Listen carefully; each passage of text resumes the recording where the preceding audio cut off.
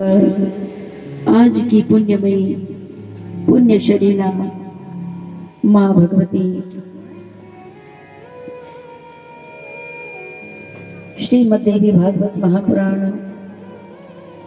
ज्ञान यज्ञ सप्ताह का 7वां दिवस है। आरंभ में ही दिव्य दिव्य कलश यात्राओं सहित सभी देवी देवताओं को भ्रमण के दौरान यथावत निमंत्रण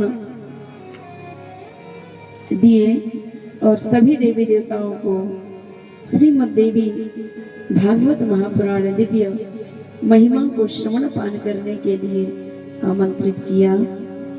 और नगर के सभी देवी देवता जन और इस ग्राम में निवास कर रहे देव रूप सभी विद्वत जनों और मेरी माता स्वरूपणी शक्ति स्वरूपणी आप सभी को भी आमंत्रित किया। और हमारे निमंत्रण को स्वीकार करके आप जो भगवती की दिव्य महिमाओं को श्रवण पान करने सुनने भगवती को यहाँ विराजी है। आप सभी के हृदय में आत्मा स्वरूप परमात्मा जो दिव्य निवास कर रहे हैं, आप सभी को प्रणाम नमन इस व्यास पीठ से ही करती हूँ, स्वीकार करें। बोलिए जगदम्बा मैया की।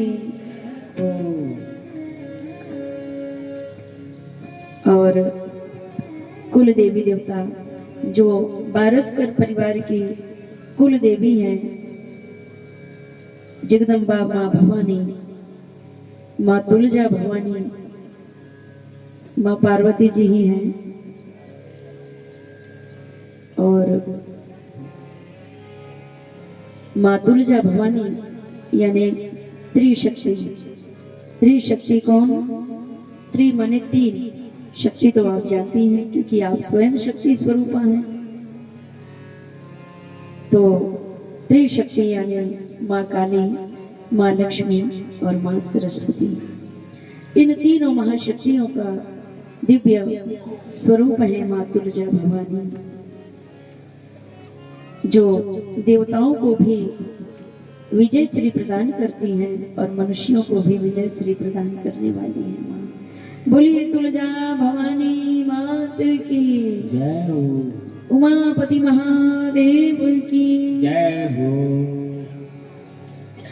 जिन्होंने मुझे परम पूजनीय श्री गुरुदेव जी महाराज सहित और हमारी यह संगीत मंडल जो है, इन सभी को आमंत्रित करने के लिए, व्यास जी को भी आमंत्रित करने के लिए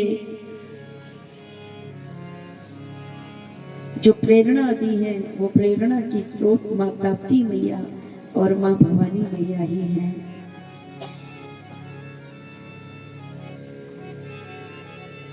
और हमें परम पूजनीय श्री गुरुदेव जी सहित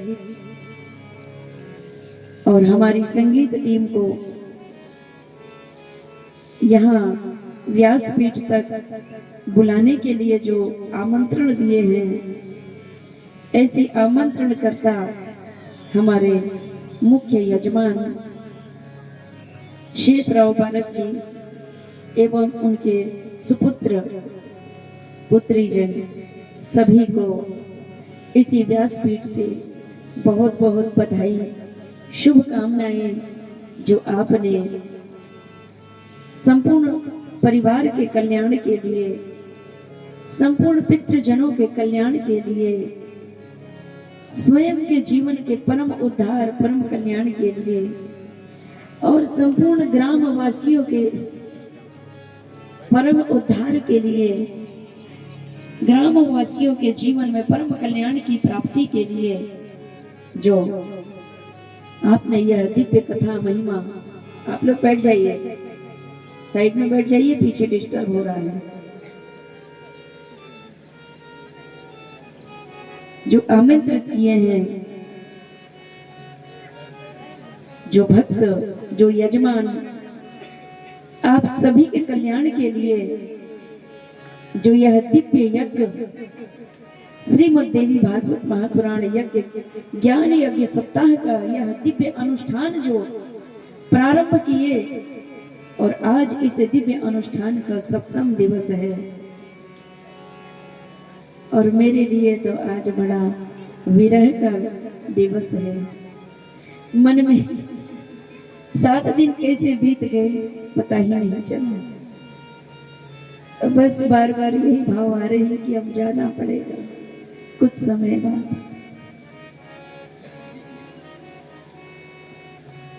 तो आप सभी के परम कल्याण के लिए जो यह बहुत बड़ा विशाल यज्ञ का जो आपने आयोजन किया है, इसे आयोजक करता मेरे हृदय प्रिय धर्म पुत्र जो मुझे शिष्य रूप में प्राप्त हुए हैं, शेषराव बारसकर के सुपुत्र पुत्री सपरिवार जनों को हृदय से बहुत बहुत बधाई, शुभ मंगल कामनाएं, अनुग्रह आशीर्वाद है। भगवती इनके जीवन में सर्व मनोरथों को पूर्ण करें, सर्व मनोकामनाएं सिद्ध हो। और इनके पूर्वजों जो यह 7 खंड का जो यह दिव्य शस्त्र आपको दिख रहा है, यह 7 गठान का जो यह बांस दिख रहा है, 7 गठान के स्वरूप में जो यह नारियल आपको बने हुए दिख रहे हैं, इन्हीं में इनके पूर्वज में परम कल्याण परम उद्धार होना ही नहीं है। अगर गुरु ने आपके लिए अनुष्ठान किए हैं, गुरु ने आपके लिए जो अभी हो रहा है, ये अनुष्ठान ही हो रहा है। इसी प्रकार वासुदेव और देवकी के जीवन में पुत्र रत्न की प्राप्ति के लिए, पुत्र के आयु में वृद्धि के लिए गुरु ने तप किया विंध्याचल पर्वत पर। और भगवती प्रसन्न होकर के कहती है गर्गाचार्य से कि हे ऋषिवर, जल्दी से जाकर के वासुदेव को सूचना करो, अगली बार मैं स्वयं उनके जीवन में पुत्र रत्न की प्राप्ति के लिए रक्षा करने अवश्य आऊंगी।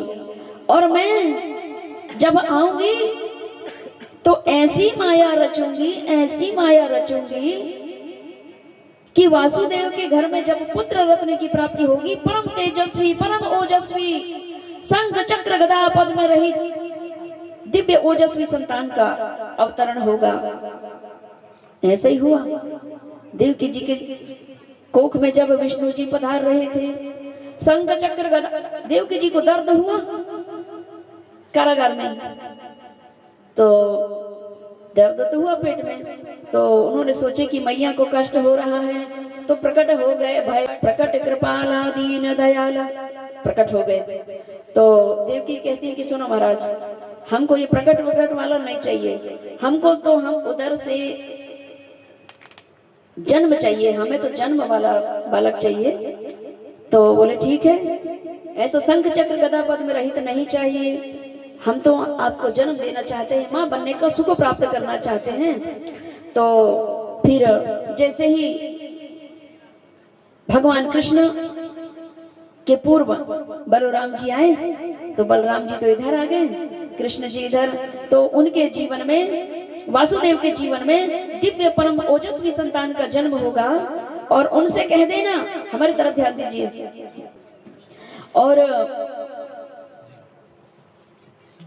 ऋषि गर्गाचार्य जी से भगवती जगदम्बा प्रकट होकर के कहती हैं कि सूचना दे दीजिए वासुदेव को कि जब उनके घर में संतान का 8वीं संतान होगी और वो बालक होगी, परम तेजस्वी परम ओजस्वी होगी, और उनसे कह देना कि मूसलाधार बारिश भी होगी, और जब मैं आऊंगी ऐसी माया फैलाऊंगी कि कारागार के सारे ताले जितने लगे हैं, 7 खंड का बनाम का 7 द्वार स्वतः ही खुल जाएंगे।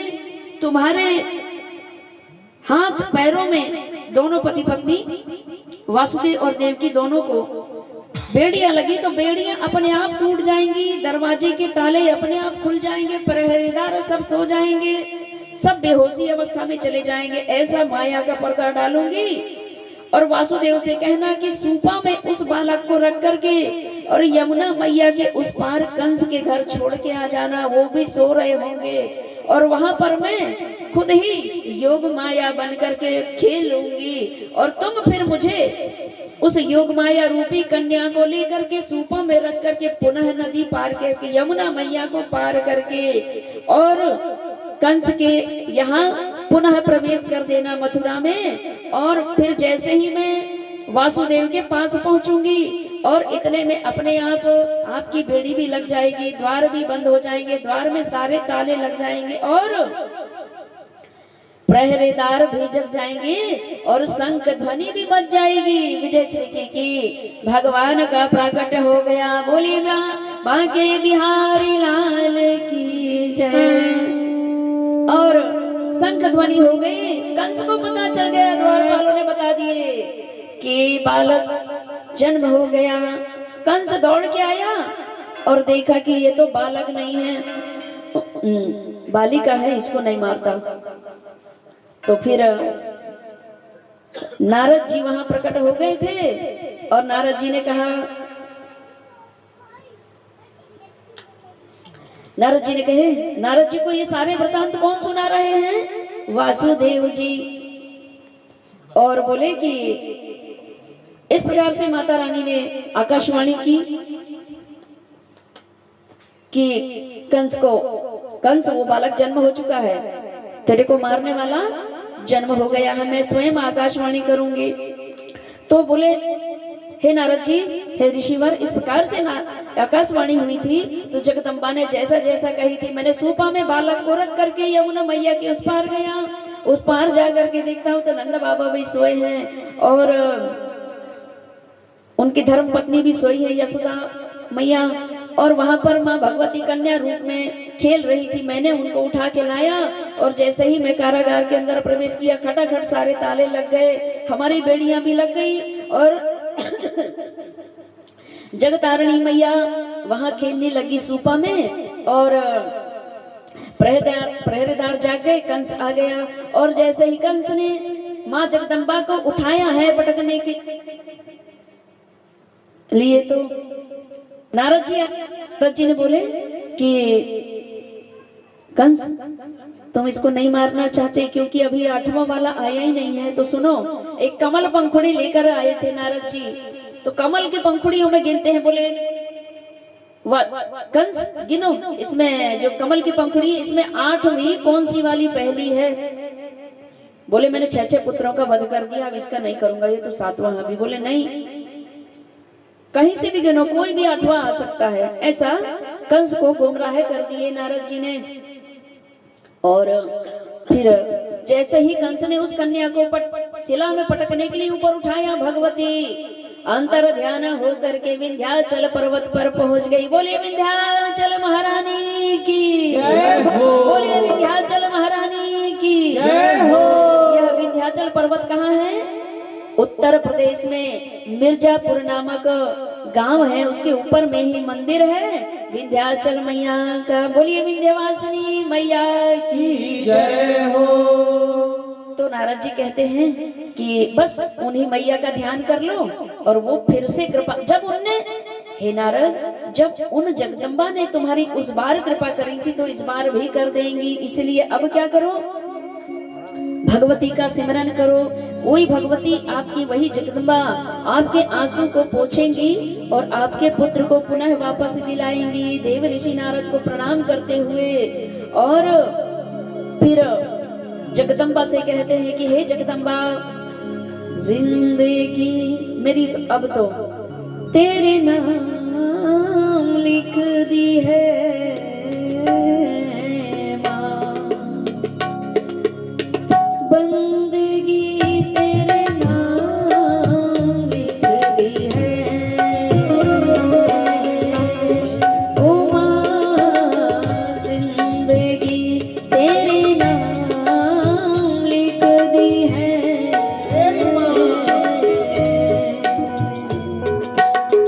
बंदगी तेरे नाम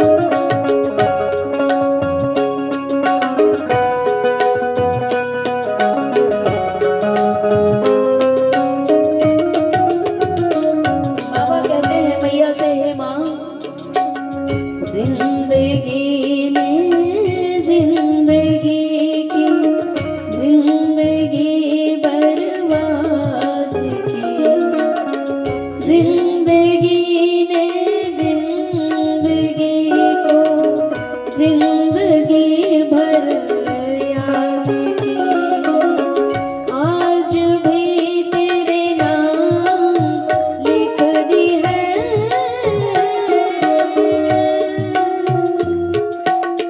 हर खुशी तेरे नाम लिख दी है। माँ हर खुशी तेरे नाम लिख दी है। ओ जिंदगी तेरे नाम लिखती है,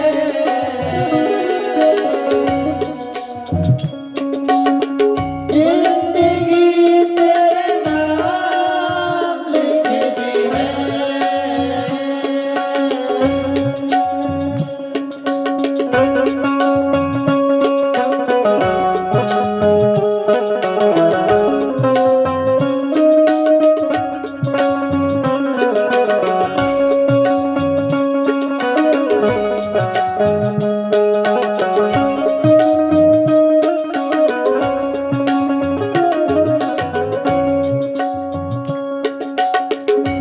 वासुदेव जी देवकी से नजरें मिलाते हुए और मन ही मन कहते हैं, माँ से प्रार्थना करते हुए, जिंदगी जिंदगी से पूछे क्या है तेरी जिंदगी, जिंदगी जिंदगी से बोले क्या बताऊं जिंदगी, जिंदगी जिंदगी से पूछे क्या है तेरी जिंदगी, जिंदगी जिंदगी से बोले क्या बताऊं जिंदगी। आज भी तेरे नाम लिख दी है,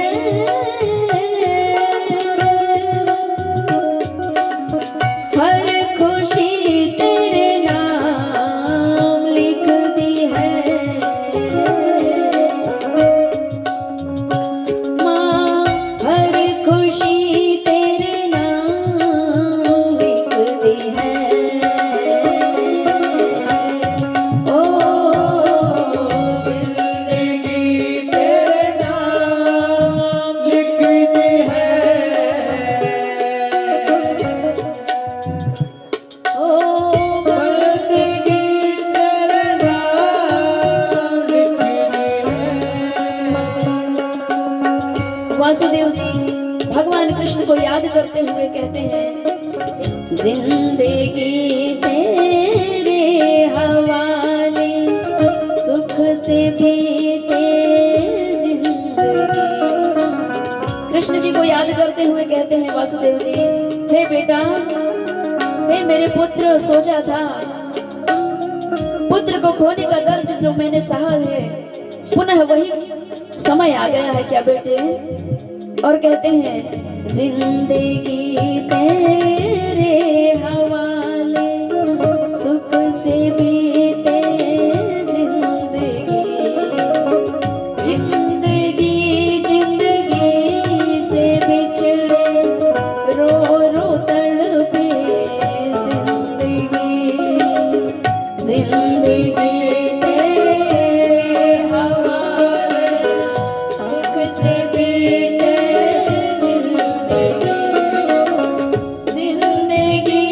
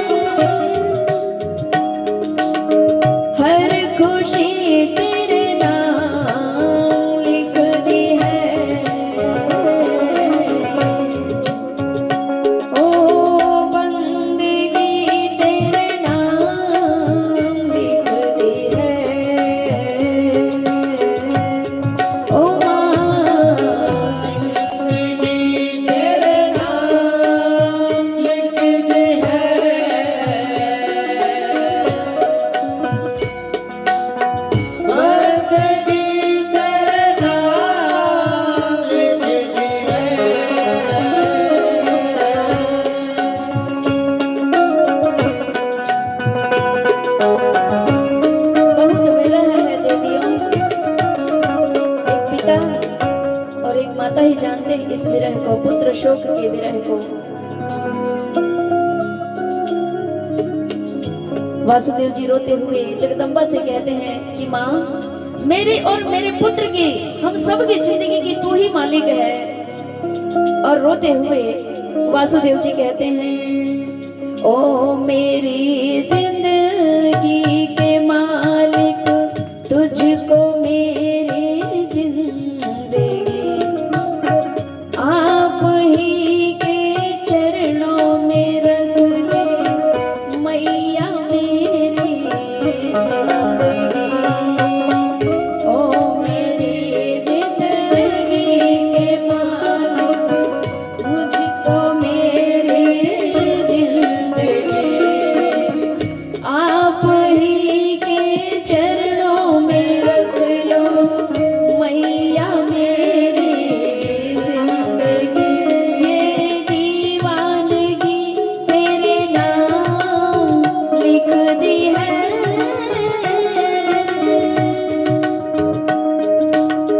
हर खुशी तेरे नाम लिख दी है।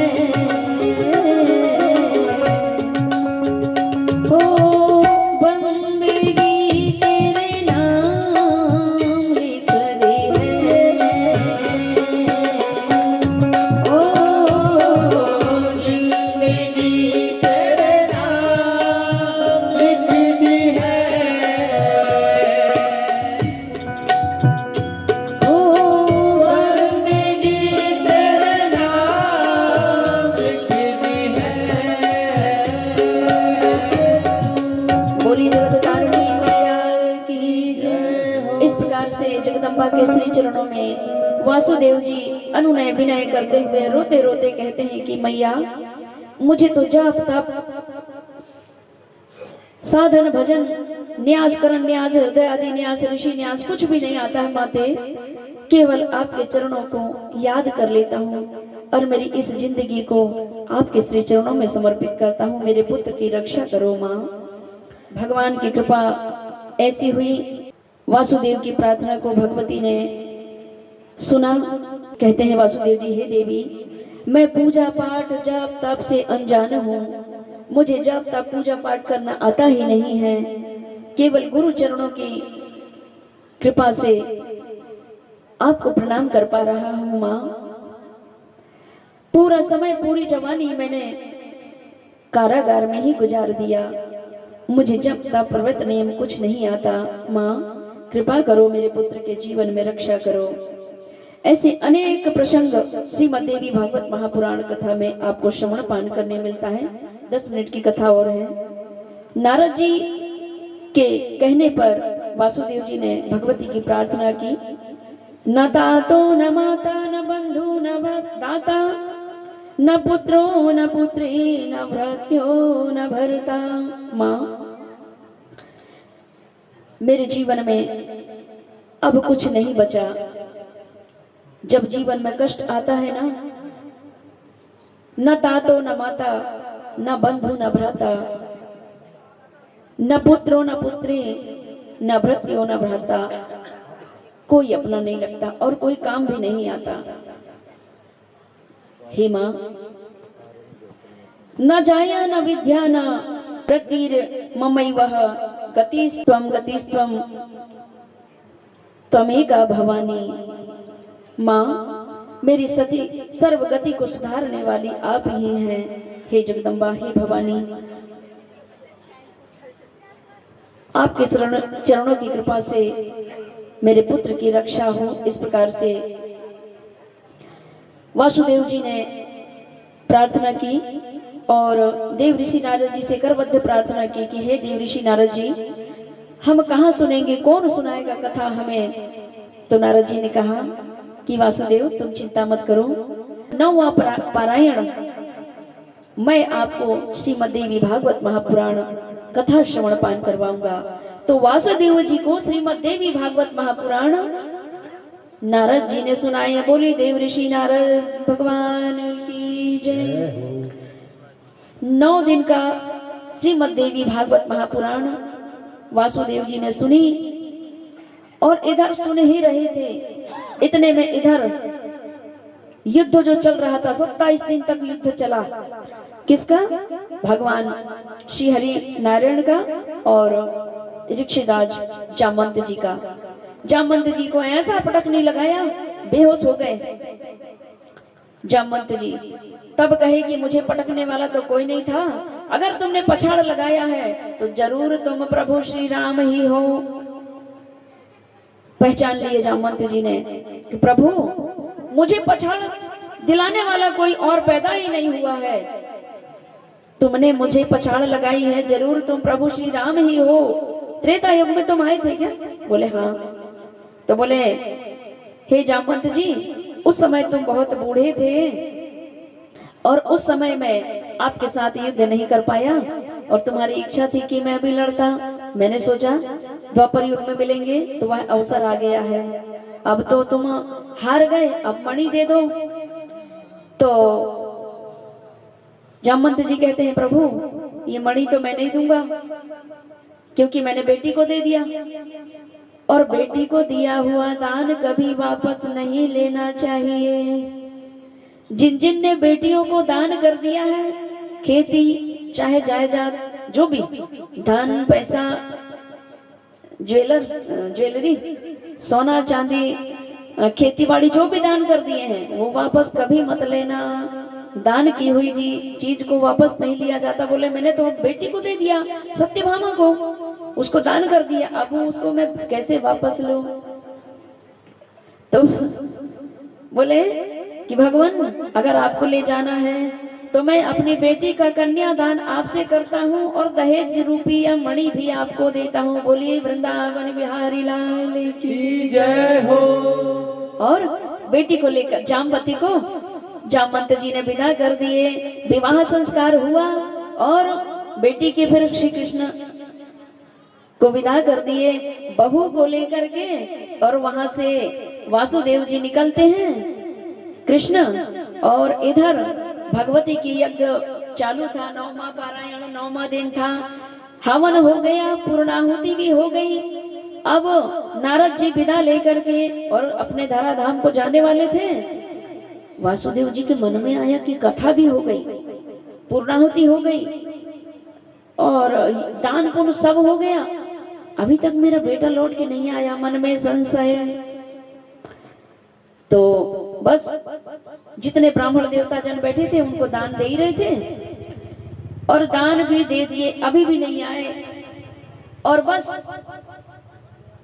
ऋषि जन आशीर्वाद देने वाले थे ही, इतने में जामवती के साथ बहू रानी सहित द्वारिकाधीश चले आए। बोली द्वारिकाधीश महाराज की जय। आशीर्वाद स्वरूप में भगवान कृष्ण बहू रानी सहित द्वारिकाधीश चले आए। बोली द्वारिकाधीश महाराज की जय। तो जिस प्रकार भगवती ने वासुदेव जी के जीवन में कृपा बरसाई है, इसी प्रकार हमारे जीवन में भी कृपा बरसाए माँ। संपूर्ण जनमानस के जीवन में कृपा बरसाए और ये जो मुख्य यजमान परीक्षित बने हैं इनके जीवन में भी जगत तारिणी मैया अपार कृपा बरसाए। और हमारे श्री श्राव बारसकर जी बेटे के जीवन में भी भगवती जगत तारिणी जगत अम्बा माँ भवानी अपार कृपा बरसाए। और आप सभी के परम कल्याण के लिए जो यह दिव्य महायज्ञ करवा रहे हैं, आप सभी के आशीर्वाद भी इनको अनन्य प्राप्त हो, अनन्य खुशी प्राप्त हो। खेत बाड़ी से लेकर धन धान्य से परिपूर्ण जीवन हो। माँ ताप्ती मैया की कृपा अपार बरसती रहे, बगलामुखी मैया की कृपा अपार बरसती रहे। काम पर सर्व काम पर विजय दिलाने वाली कामाख्या मैया की कृपा बनी रहे। जैसे ही वासुदेव जी ने देखा कि मेरे पुत्र तो बहू को भी लेके आ गए, अच्छा हुआ, चलो 1 से 2 तो आ गए। अब भगवान कृष्ण भी जब देखा कि यहाँ तो भगवती की जगदम्बा की स्तुति की जा रही है, तो भगवान जी भी, भगवान श्री कृष्ण ने भी 10 महाविद्याओं का ध्यान किया और सभी संतों का देव ऋषि नारद जी के चरण धोए, चरण पखारे। देव ऋषि नारद जी ने कृष्ण और द्वारिकाधीश को जामवती के साथ वासुदेव सपत्नी सहित सभी को आशीर्वाद दिए। फिर भगवान श्री कृष्ण ने अभी अब आप जाकर के देखेंगे द्वारकापुरी में, तो द्वारकाधीश के मंदिर के ऊपर में 10 महाविद्याओं का स्थान भी दिया गया। कौन सी 10 महाविद्या? काली तारा षोडशी, छिन्नमस्तिका त्रिपुर भैरवी, भुवनेश्वरी धूमावती बगलामुखी मातंगी कमलाग्निका। 10 महाविद्याओं का द्वारकाधीश ने जामवती के साथ मिलकर के पूजन किए। तो जिस प्रकार 10 महाविद्याओं ने वासुदेव जी के जीवन में कृपा करी है, इसी प्रकार इन यजमानों के जीवन में, आप सभी श्रोता जनों के जीवन में 10 महाविद्या अपार कृपा बरसाए। बोलिए 10 महाविद्या की जय। कितनी अच्छी है ना माँ, सुनने मात्र से मैया कृपा कर देती है। और आप बड़े चतुर हैं। यहाँ के सोनखेड़ी, रावा ग्राम, खेड़ी कोट, नीमनवाड़ा और कौन सा झीर है, कौन सा झीर, टेम झीर, इधर के इतने चालाक हैं आप सभी कि कृपा पाने के लिए पता है। सुन लिया एक बार कि गुरु माँ ने बता दी है कि सुनने मात्र से कल्याण हो जाता है। तो सुनने बैठो मैया, तो बिल्कुल हिल नहीं रहे हैं। तो आप बोल दो कितनी अच्छी हो माँ, आपने देवता जनों की बनाई है तो हमारी तो बनाओगी ही। तो कितनी अच्छी है, तो कितनी भोली है, प्यारे प्यारे है। ओ माँ, ओ माँ, ओ माँ, प्यारी माँ। तो कितनी अच्छी है, तो कितनी भोली है, प्यारी प्यारी है। ओ माँ, ओ माँ, ओ माँ, प्यारी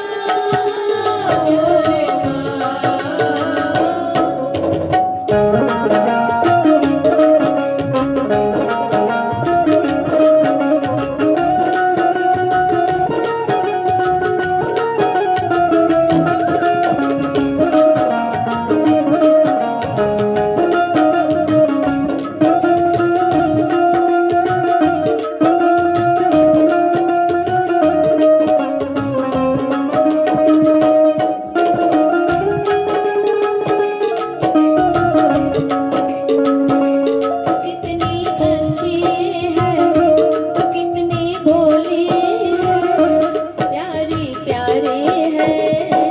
ओ माँ, ओ माँ, ओ माँ, प्यारी माँ। ये जो दुनिया है, ये बन है कांटों का, तू फुलवारी है। ओ माँ, ओ माँ, ताली के साथ प्यारी माँ। माँ का प्यार पाना है तो तालियों के साथ ही माँ को बुला लीजिए। माँ के बिना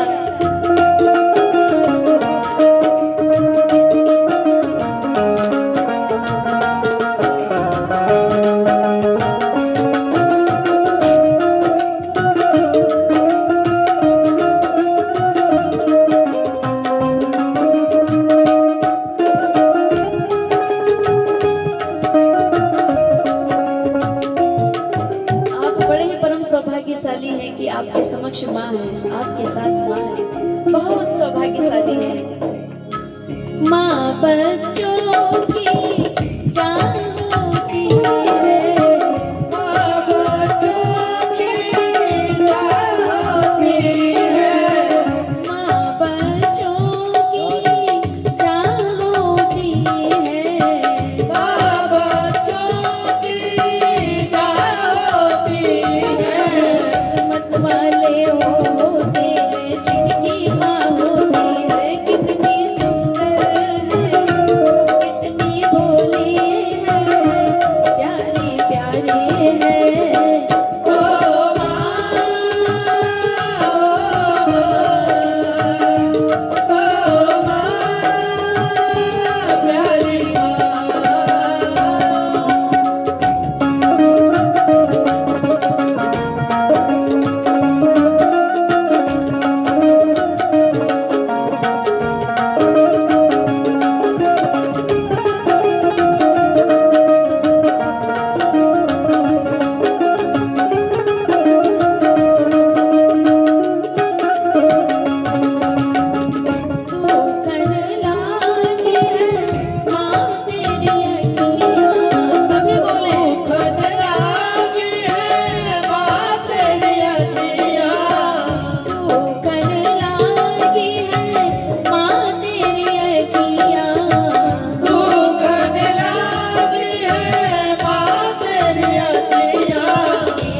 लिए जागी है तू सारी सारी रतिया तेरी निंदिया पे अपनी निंदिया दी तूने वारी है ओ माँ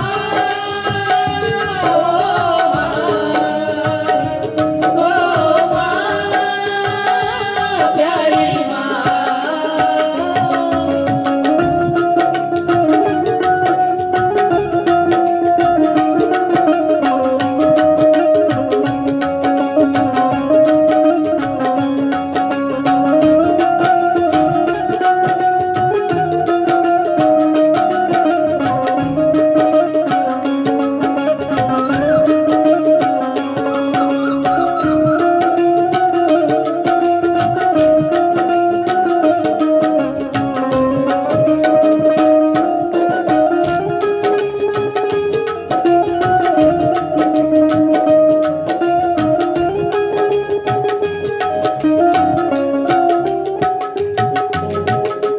अपना नहीं सुख दुख कोई अपना नहीं सुख सुख दुख कोई मैं मुस्काया तू मुस्काए मैं रोया तू रोए मेरे हंसने में मेरे रोने में तू बलिहारी है ओ माँ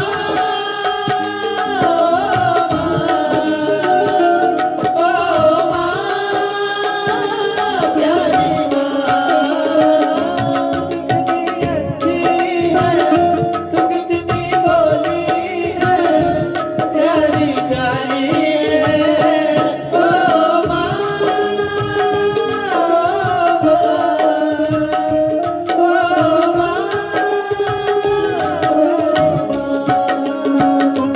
ये जो दुनिया है ये बन है कांटों का तू फुलवारी है ओ माँ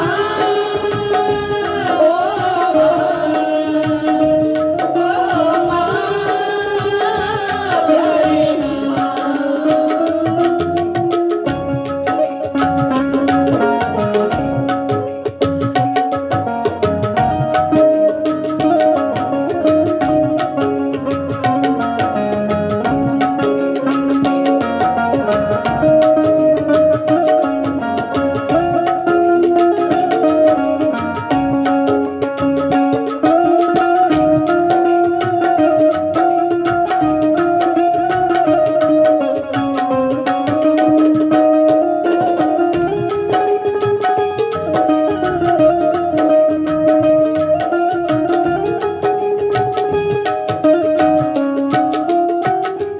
प्रत्येक बच्चों के लिए प्रत्येक पुत्र पुत्रियों के लिए माँ बच्चों की जान होती है बच्चों की जान होती है माँ बच्चों की जान होती है बच्चों की जान होती है किस्मत वाले होते हैं ये जिनकी माँ होती है कितनी सुंदर है कितनी शीतल है प्यारी प्यारी है ओ माँ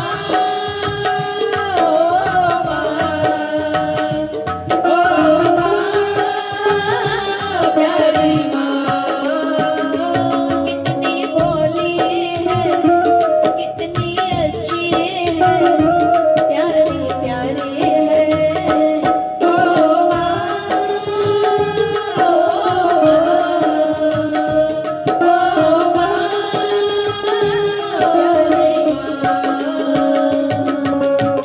बोलिए जगदम्बे मैया की जय। जीवन में बहुत सारा सुख प्यार मिलता है। माँ के आंचल तले गोद में बैठ जाने से ही ना बहुत सुकून मिलता है। पिता की गोद भी कम नहीं है। पिता बोलते कम है, एहसास ज्यादा कराते हैं माँ का। माँ का स्थान और पिता का स्थान दोनों श्रेष्ठ हैं। पिता भी तो माँ बन के दुलार करते हैं। परिवार में, समाज में कैसे जीना है, यह ज्ञान माँ सिखाती है। लेकिन देश में, विदेश में कैसे जीना है, दुश्मनों से कैसे निपटना है, शत्रुओं को परास्त करके कैसे विजय श्री प्राप्त करना है, यह चुस्त, यह चालाकी पिता सिखाते हैं। सबके हृदय में बैठ के राज कैसे करना है, स्वयं का राजयोग कैसे बनाना है, ये पिता सिखाते हैं। इसीलिए जीवन में माता पिता का आशीर्वाद प्रातः काल उठकर लेते ही रहना चाहिए। माता पिता गुरु ना वही माता, प्रातः काल उठ के रघुनाथा, माता पिता गुरु ना वही माता। तो इस प्रकार से 10 महाविद्याओं का फिर भगवान कृष्ण ने जामवती के साथ भी 10 महाविद्याओं का पूजन किए। उसके बाद उसी द्वापर युग में ही पांडव काल में, जब पांडव का युद्ध, कौरव पांडव का जब युद्ध हुआ और जब देखने लगे कि मेरी ही नारायणी सेना मारी जा रही है, उस समय फिर 10 महाविद्याओं का पुनः मतलब दोबारा भगवान श्री कृष्ण ने मन में विचार किया कि कौरव दल में तो एक से एक योद्धा है, गुरु द्रोणाचार्य, अश्वत्थामा, कृपाचार्य, गुरु द्रोणाचार्य सभी हैं। इसके बाद भी मेरी नारायणी सेना भी मारी जा रही है और हमारे पास तो 5 है और मैं यहाँ अकेला हूँ। उसी समय भगवती राजराजेश्वरी त्रिपुर सुंदरी महाविद्या, पराविद्या शक्ति श्री ब्रह्मास्त्र महाविद्या का भगवान वासुदेव जी ने ध्यान किए तो क्या देखते हैं कि कौरव दल में भी माँ बगला मुखी अनुष्ठान चल रहा था। विराट शत्रु विनाश रक्तांबरा अनुष्ठान चल रहा था कि पांडव दल हार जाए और विजय श्री हमारी हो जाए। तो फिर भगवान कृष्ण ने जैसे ही देखा कि ओह, भगवती का यज्ञ संपन्न होने ही वाला, इधर भी जैसे यज्ञ चल रहा अभी, जब से जिस दिन से कथा स्टार्ट है, चालू है, श्रीमद् देवी भागवत महापुराण 9 दिनों तक भगवती का दिव्य यज्ञ प्रारंभ ही रहेगा। बोलिए जगत तारिणी मैया की। अखंड कोटि ब्रह्मांड के संपूर्ण देवी देवता इस ग्राम सोनखेड़ी में विद्यमान है अभी, और यह सोनखेड़ी जो है तीर्थ बन गई है। जितने गांव वालों को, आसपास के क्षेत्र के जितने लोगों को भी अगर इस दिव्य ज्ञान रूपी गंगा, श्रीमद् देवी भागवत महापुराण रूपी गंगा में डुबकी लगाना, स्नान करना है और अपने पाप और ताप को नष्ट करके शुभ गति परम पद को प्राप्त करना है, तो 7 दिवसीय कथा को एक भी मिस ना करें, सुने।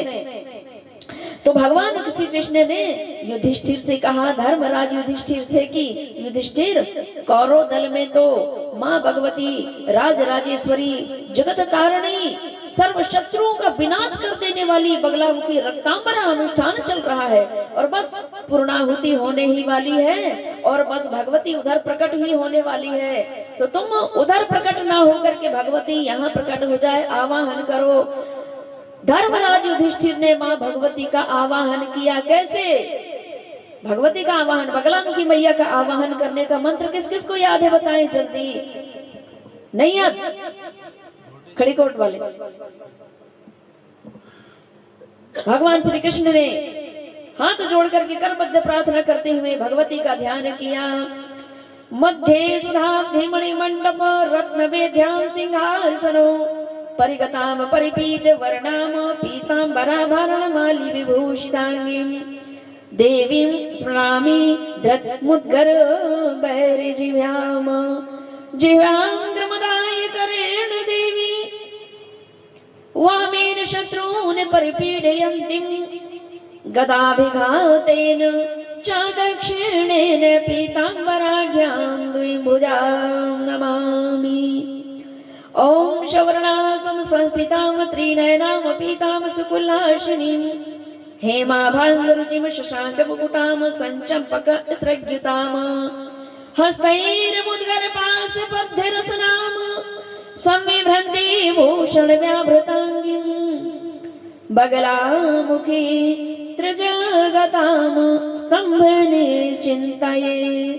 ओम ह्रीं बगलामुखी ब्रह्मस्त्राय विद्महे स्तंभनबाणाय धीमहि तन्नो बगला प्रचोदयात्। हे भगवती, अज्ञान रूपी अंधकार में जो कौरव दल डूबा हुआ है माँ, इन्हें दिव्य नेत्र प्रदान करने हेतु, इनकी शत्रु बुद्धि का विनाश करने हेतु ओम ह्रीं बगलामुखी सर्व दुष्टानाम वाचम मुखम पदम स्तंभे जिह्वाम कीलय बुद्धि विनाशाय ह्रीं ओम हुं फट स्वाहा। ऐसे जैसे आवाहन किए भगवती प्रकट हो गई। वह स्थान कौन सा है? नलखेड़ा में। ये जो महिमा सुन